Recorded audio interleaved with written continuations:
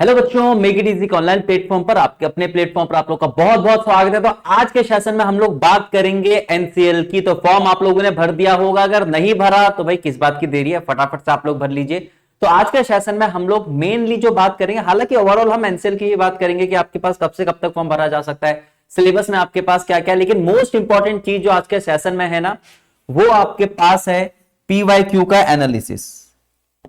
ठीक है, वो आपके पास क्या है, पीवाईक्यू के एनालिसिस, जहां पर हम लोग बात करेंगे खासकर मैथ्स और रीजनिंग की। और इसमें हम लोग आज बात करेंगे कि मैथ्स के कौन से चैप्टर और रीजनिंग के कौन से चैप्टर मोस्ट इंपॉर्टेंट है। ठीक है, मैथ्स और किसके आपके पास, रीजनिंग के। क्योंकि क्या होता है ना, एग्जाम की तैयारी तभी अच्छे से हो सकती है जब हमें पिछले बारी का पता हो कि पिछली बार किसको प्रेफरेंस दी थी। क्योंकि आपकी बार में बहुत ज्यादा चेंजेस देखने को नहीं मिलेंगे, लगभग आपके पास पैटर्न वही रहेगा। तो आपको अभी से ही मेहनत बहुत ज्यादा करने की जरूरत है, क्योंकि जितने अच्छे तरीके से आप लोग चीजों को कवर करोगे ना, उतना अच्छा आप लोग का क्या जाएगा, एग्जाम जाएगा। तो चलिए फटाफट से स्टार्ट करते हैं बिना किसी देरी के। चलो, तो सबसे पहले मैंने कहा है ना कि ओवरऑल बात करेंगे, पहले बेसिक सी चीजें देख लेते हैं। तो अगर हम बात करते हैं start date of online registration और फॉर्म सबमिशन, तो 11 तारीख से स्टार्ट हो चुका है। अगर अभी तक आप लोगों ने नहीं भरा तो फटाफट से आप लोग भर लीजिए, क्योंकि इसकी जो क्लोजिंग डेट है, closing date for online registration, जो इसकी क्लोजिंग डेट है वो रहने वाली है आपके पास 5 मार्च तक। तो फटाफट से भर लीजिए अगर अभी भी आप लोगों ने नहीं भरा है। ठीक है, तो लास्ट का वेट मत कीजिए, लास्ट में इधर उधर हो जाती है चीजें, सर्वर आपके पास डाउन चले जाते हैं ज्यादातर। ठीक है, तो अभी और इसी समय या थोड़ी देर बाद आप लोग भर लीजिएगा। बाकी ये सारी चीजें उन्होंने बोला है कि कब कब क्या क्या चीजें होंगी, वो सारी की सारी चीजें आप लोगों को बता दी जाएगी। ठीक है, अच्छा, फिर अगर हम बात करते हैं इसके फॉर्म फी की, तो इसका जो आपके पास एप्लीकेशन फी है, फॉर्म जो इसकी फी है, वो ध्यान रखना, वो 1000 रुपए है। किस किस के लिए, अनरिजर्व कैटेगरी के लिए, ओबीसी नॉन क्रीमी लेयर के लिए, ईडब्ल्यूएस के लिए कितने रहने वाली है, 1000। तो अगर आप इनमें से किसी कैटेगरी के हैं तो आप लोगों को 1000 रुपए देने पड़ेंगे, लेकिन अगर आप इसके अलावा इन कैटेगरी को बिलोंग करते हैं तो आप लोगों को 1 रुपए भी देने की जरूरत नहीं है। ठीक है, तो बेसिक चीजें हम लोगों ने देख ली। अब बात करते हैं धीरे धीरे अपने मोस्ट इंपॉर्टेंट टॉपिक की, जो सबसे पहले आपके पास आता है फॉर्मेट की। ये जो आपके पास एग्जाम है वो कैसे कराया जाएगा, तो आपके पास होगा सीबीटी टेस्ट। ठीक है, जिसमें आपको मिलेंगे 2 सेक्शन, एक सेक्शन ए होगा, एक सेक्शन बी होगा। सेक्शन ए जो है वो आपके पास पूरा का पूरा जो रहेगा वो क्या रहेगा, टेक्निकल रहेगा। ठीक है, सेक्शन ए जो हमारा है वो पूरा का पूरा क्या रहेगा, टेक्निकल रहेगा। और इसमें आपको कितने क्वेश्चन देखने को मिलेंगे, 70 क्वेश्चन देखने को मिलेंगे। सेक्शन बी की अगर हम बात करते हैं तो ये आपके पास रहने वाला है नॉन टेक्निकल का, जिसकी आज हम लोग बात कर रहे हैं। ठीक है, कि मैथ्स और रीजनिंग में क्या क्या चीजें आप लोगों को देखनी है। तो नॉन टेक्निकल जो आपके पास पोर्शन रहने वाला है वो आपके पास क्या होगा, 30 मार्क्स का होगा। तो ओवरऑल अगर हम बात करें पूरे पेपर की, तो 100 क्वेश्चन आप लोगों को देखने को मिलेंगे। हर एक क्वेश्चन आपके पास क्या होगा, 1 मार्क्स का होगा। तो टोटल आपके पास 100 मार्क्स का एग्जाम होने वाला है। और इन 100 क्वेश्चन को करने के लिए आप लोगों को कितना मिनट मिलेगा, 90 मिनट। कुछ याद आया कुछ आप लोगों को याद, 100 क्वेश्चन 90 मिनट। अभी तो आप लोगों ने आरआरबी जेई का दिया होगा पेपर, वहां पर भी सेम ऐसी था ना, 100 क्वेश्चन और कितना आपके पास 90 मिनट। वहां पर पूरा नॉन टेक्निकल था, ये आपके पास मिक्स कर रखा है 7:30 का रेशियो। 70 आपके पास क्या है, टेक्निकल का पोर्शन, 30 क्या रहने वाला है, नॉन टेक का। और अब आती है सबसे इंपॉर्टेंट चीज, नेगेटिव मार्किंग की। तो ध्यान रखना, इस एग्जाम में कोई भी नेगेटिव मार्किंग नहीं है। और ऑब्वियसली बात है, जहां पर आपके पास नेगेटिव मार्किंग नहीं होती, वहां पर आपकी जो मेरिट होती है वो नॉर्मली क्या जाती है, थोड़ी ज्यादा जाती है। ठीक है, बाकी हर सही क्वेश्चन को करने के लिए आप लोगों को 1 मार्क्स मिलेगा। और पेपर जो होगा वो आपके पास क्या होगा, बायलैंग्वेज। ठीक है, तो हमने यहां पर क्या देखा कि सबसे पहले जो आपके पास फॉर्म सबमिशन करने की डेट जो है, लास्ट डेट वो 30 मार्च की है। और जो आपके पास फॉर्मेट है सीबीटी का, वो आपके पास 2 पोर्शन आपको मिलेंगे, टेक्निकल और नॉन टेक्निकल। टेक्निकल के 70 क्वेश्चन, नॉन टेक के आपके पास 30 क्वेश्चन। टोटल कितने आपको, 100 क्वेश्चन। और इन 100 क्वेश्चन को करने के लिए आपको 90 मिनट मिलेंगे। पूरे पेपर में नेगेटिव मार्किंग नहीं है, ध्यान रखना। ठीक है, तो 1 नंबर भी आप लोगों का कुछ भी परसेंट नहीं काटा जाएगा। पहले जितना आता है करो, उसके बाद जितने तुक्के मारने हैं मार सकते हो। ठीक है, तो 2 चीजों की हमने बात करी। और अब आती है सबसे मोस्ट इंपॉर्टेंट चीज, सिलेबस। हमारा सिलेबस की बात करते हैं तो मैंने कहा ना कि खासकर हम लोग बात करेंगे यहां पर नॉन टेक्निकल की। तो नॉन टेक्निकल का आपके पास क्या है, 30 मार्क्स का होने वाला है सेक्शन, जिसमें हर किसी क्वेश्चन के लिए आपको 1 मार्क्स दिया जाएगा अगर आप सही करते हो तो। गलत करते हो तो काटा नहीं जाएगा। और सिलेबस की बात करते हैं तो सबसे पहले आपके पास जनरल नॉलेज है, जनरल अवेयरनेस है, रीजनिंग है, वर्बल और मेंटल एबिलिटी आपके पास, और लास्ट में क्या है आपके पास क्वांटिटेटिव एप्टीट्यूड है। ठीक है, तो ये आपके पास 4 पोर्शन में क्या कर रखा है, डिवाइड कर रखा है। यानी आपके पास जीके भी आएगी, जीए भी आएगी, आपके पास रीजनिंग भी आएगी। वर्बल और मेंटल एबिलिटी का मतलब आपके पास क्या है, इंग्लिश के और हिंदी के सिनोनिम्स और आपके पास एंटोनिम्स भी पूछे जाएंगे। ठीक है, इंग्लिश में आपके पास सिनोनिम्स एंटोनिम्स और हिंदी में आपके पास पर्यायवाची और आपके पास विलोम शब्द पूछे जाएंगे।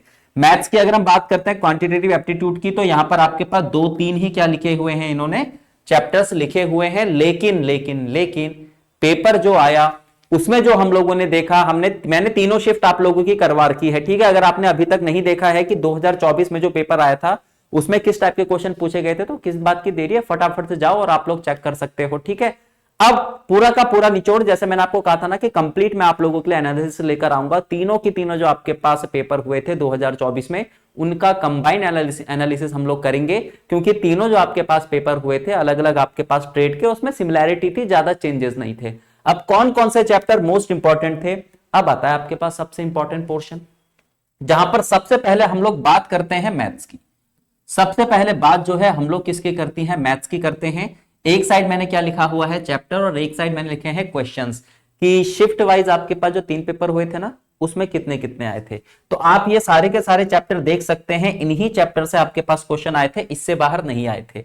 परसेंटेज के आपके पास 2-2 क्वेश्चन देखने को मिले, एचसीएफ एलसीएम के आपके पास 1 क्वेश्चन, डीआई का आपके पास 1 क्वेश्चन, एसआईसीआई का 1 क्वेश्चन, एवरेज का 1 क्वेश्चन, रेशो का 1 क्वेश्चन, टाइम एंड वर्क का 1 क्वेश्चन, प्रॉफिट एंड लॉस का 1 क्वेश्चन, नंबर सिस्टम का 1 क्वेश्चन, टाइम स्पीड डिस्टेंस का 1 क्वेश्चन। ठीक है, ब्लड रिलेशन का आपके पास, रीजनिंग की अगर हम खासकर बात करते हैं, ब्लड रिलेशन का 1 क्वेश्चन, रैंकिंग या सिटिंग अरेंजमेंट का आपके पास 1 क्वेश्चन, लेटर फॉर्मेशन का 1 क्वेश्चन, क्लासिफिकेशन का 1 क्वेश्चन, लॉजिकल सीक्वेंस का 1 क्वेश्चन, सीरीज का 1 क्वेश्चन, एनालॉजी का 1 क्वेश्चन, कोडिंग डिकोडिंग का 1 क्वेश्चन। अब आप बोलोगे कि इन सबको अगर मैं प्लस करूं तो बहुत ज्यादा मार्क्स देखने को मिलेंगे, भाई ऐसा नहीं है। ये तीनों के तीनों आपके पास जो पेपर हुए थे ना 2024 में, उन तीनों शिफ्ट को मिलाकर मैंने यहां पर लाया है कि कौन कौन से चैप्टर उसने क्या करे थे, आपके पास रिपीट करे थे, कौन कौन से चैप्टर से उसने क्या पूछे थे, हमसे क्वेश्चन पूछे थे।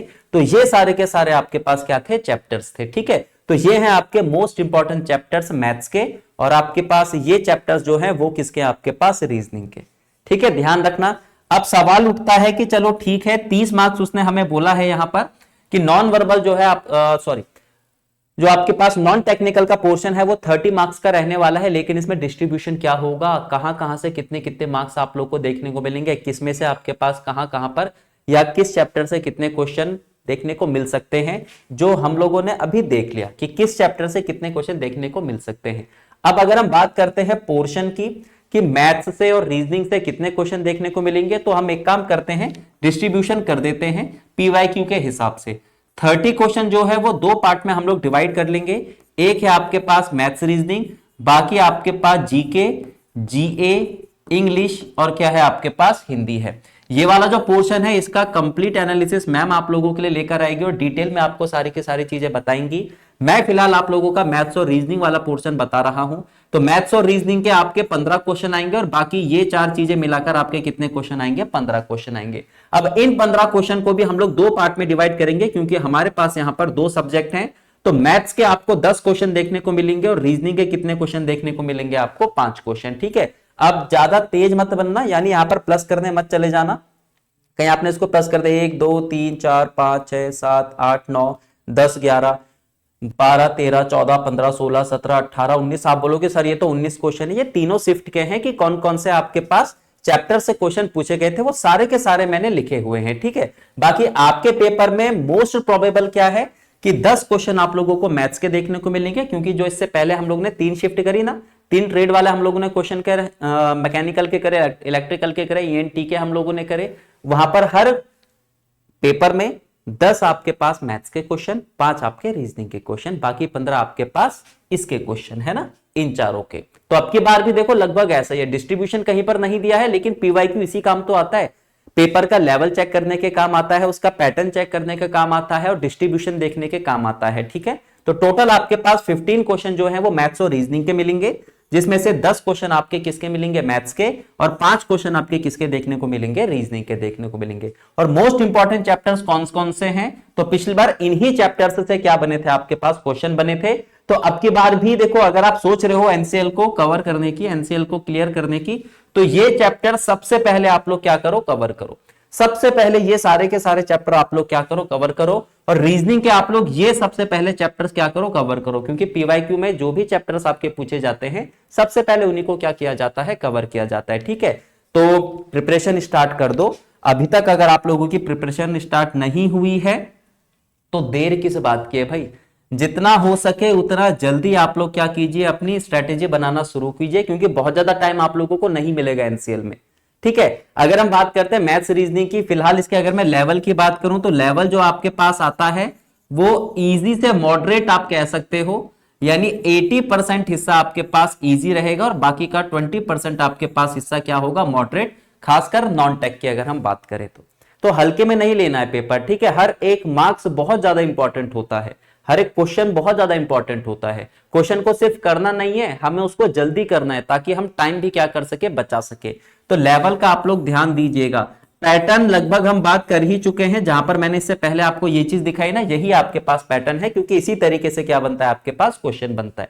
तो 30 जो आपके पास क्वेश्चन है उसका डिस्ट्रीब्यूशन पीवाईक्यू के हिसाब से हम लोगों ने देख लिया।